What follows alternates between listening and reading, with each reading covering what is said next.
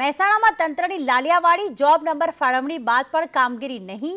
10 રોડના કામકાજ ચાલુ જ ન થયા. 2 વર્ષ પૂર્વે ફાળવાયા હતા જોબ નંબર. મુખ્યમંત્રી ગ્રામ સડક યોજના અંતર્ગત જોબ નંબર ફાળવાયા હતા, પરંતુ 2 વર્ષ થઈ ગયા છે. જોબ નંબર ફાળવી ગયા છે, તેમ છતાં હજી કામગીરી શરૂ નથી કરવામાં આવી. આવા 1 નહીં 2 નહીં પરંતુ 10 રોડના કામકાજ ચાલુ જ થયા નથી.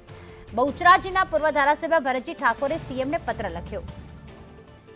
પાયલ અમારી સાથે જોડાઈ ગયા છે. પાયલ, જોબ કાર્ડની ફાળવણી જો થઈ ગઈ હોય જોબ નંબરની, તો પછી કામ હજી સુધી શા માટે શરૂ નથી થયા?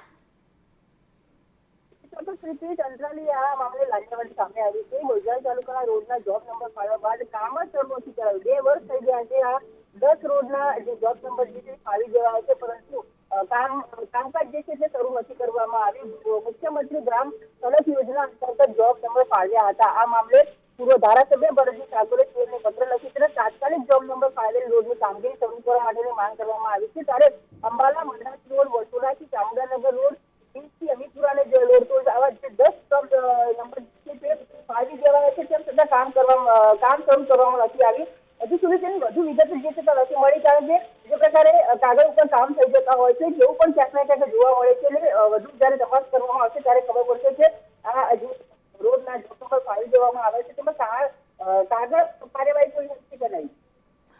આભાર તમામ વિગતો માટે પાયલ.